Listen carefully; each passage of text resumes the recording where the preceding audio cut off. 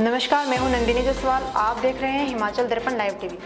चलिए नजर डालते हैं देश और दुनिया की कुछ खास खबरों पर।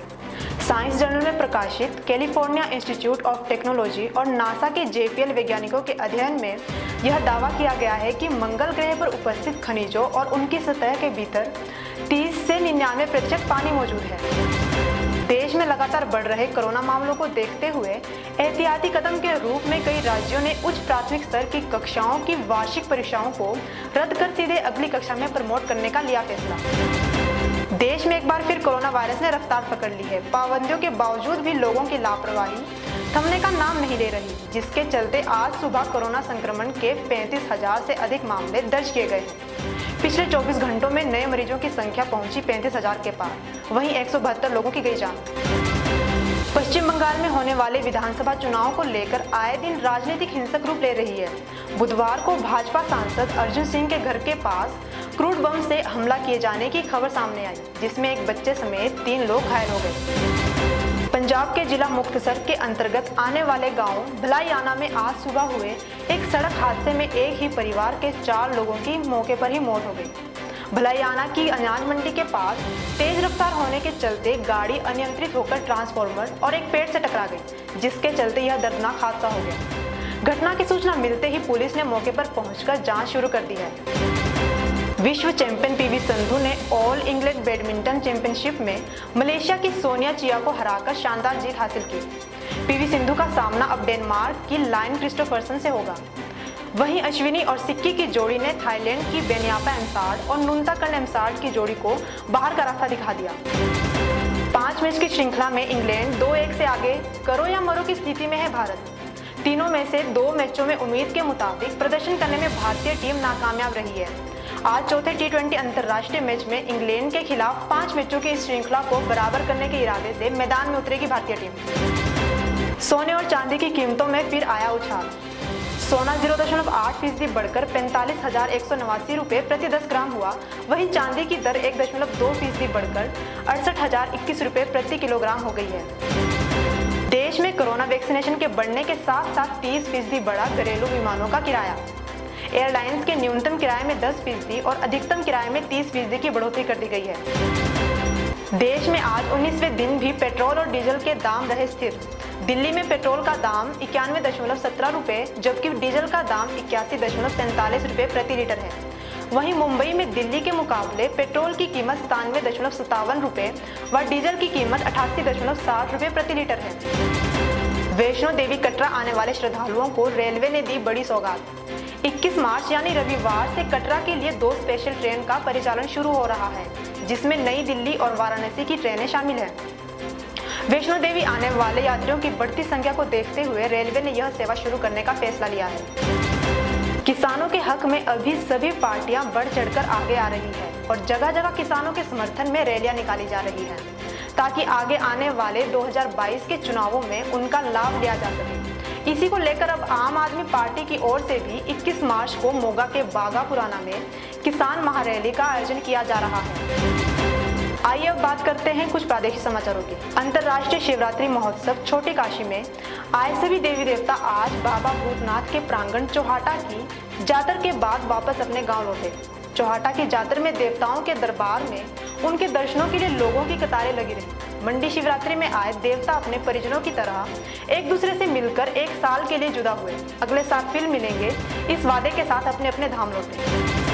जिला चंबा की महिला विकासखंड की ग्राम पंचायत सराहन में ग्राम सभा की बैठक में शराबबंदी का फैसला लिया गया है। शराबबंदी का फैसला लेने वाली सराहन जिला की पहली पंचायत बन गई है। अब अवैध शराब का कारोबार करने वालों के खिलाफ भी कार्रवाई की जाएगी।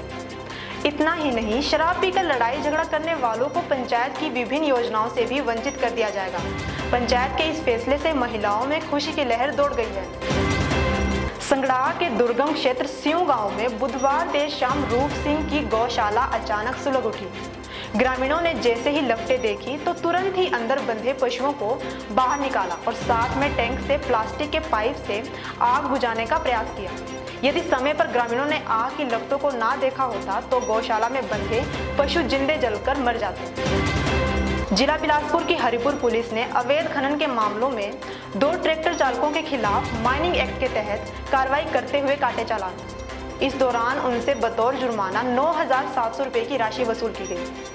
थाना प्रभारी का कहना है कि अवैध खनन के खिलाफ भविष्य में भी सख्ती से कार्रवाई की जाएगी।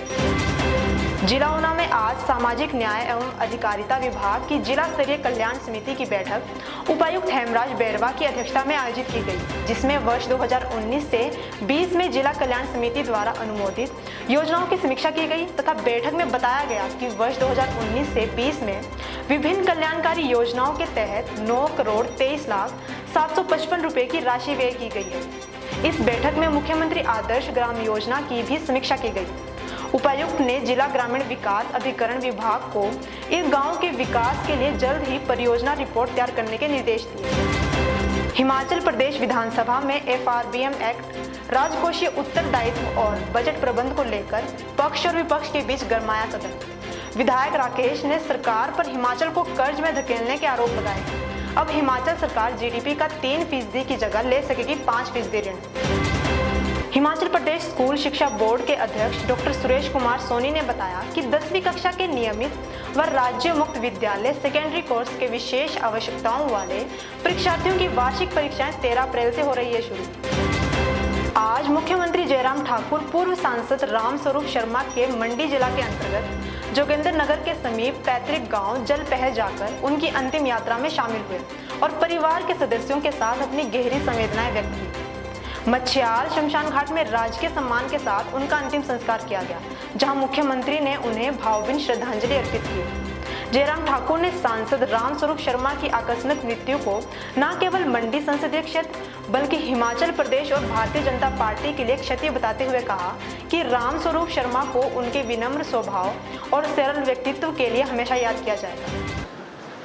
सूचना मिली, विश्वास नहीं हुआ, लेकिन जब बाकी लोगों से और लोगों से बातचीत हुई तो कहा कि ये सत्य है, इसे स्वीकार करो। रामस्वरूप जी का पार्टी के अंदर एक अलग स्थान था। कार्यकर्ता के नाते सहजता, सरलता, लोगों से मिलना, मिलनसार होकर के काम करना और अपने क्षेत्र के, लोकसभा क्षेत्र के मसलों को हमेशा उठाना, फ़ोन करना, पत्र लिखना, फिर उसके बाद उसका फॉलोअप करना, ऐसा उनका स्वभाव कार्यकर्ता के लिए काम करना और समाज के लिए काम करना। तो ये स्वाभाविक रूप से हमारे लिए तो बहुत बड़ी क्षति है, पार्टी की दृष्टि से भी, एक परिवार के लिए, उनके परिवार को भी बहुत बड़ा ये आघात है। ईश्वर उनको इस दुख को सहन करने की ताकत दे, ऐसी मैं प्रार्थना करता हूँ। और रामस्वरूप जी के जो स्वप्न को साकार करने के लिए हम सब लोग काम करें हिमाचल प्रदेश में, जहाँ इस मंडी लोकसभा क्षेत्र की अगर हम बात करें, जिन मुद्दों को लेकर के हमेशा वो सक्रिय होकर के अपनी बात कहते रहे, उन मुद्दों को लेकर के आने वाले समय में जो संभव हो पाएगा जो है, परिवार के सभी सदस्यों से बातचीत करने के बाद ही सारे विषय में कुछ सोचा जा सकता है। लेकिन उसके बावजूद भी जो घटना हुई है, घटना के मामले में मामला दर्ज है और उसमें इन्वेस्टिगेशन की जांच की दृष्टि से दिल्ली में पहले ही मामला दर्ज है। जांच की प्रक्रिया वहाँ पर चली हुई है। इससे ज़्यादा अभी तक उसमें कुछ कहना उचित नहीं है। ये थी आज की कुछ खास खबरें। अब आपसे कल मुलाकात होगी, तब तक के लिए देखते रहिए हिमाचल दर्पण लाइव टीवी। हिमाचल दर्पण लाइव टीवी, जो बात करेगा आपके हक की।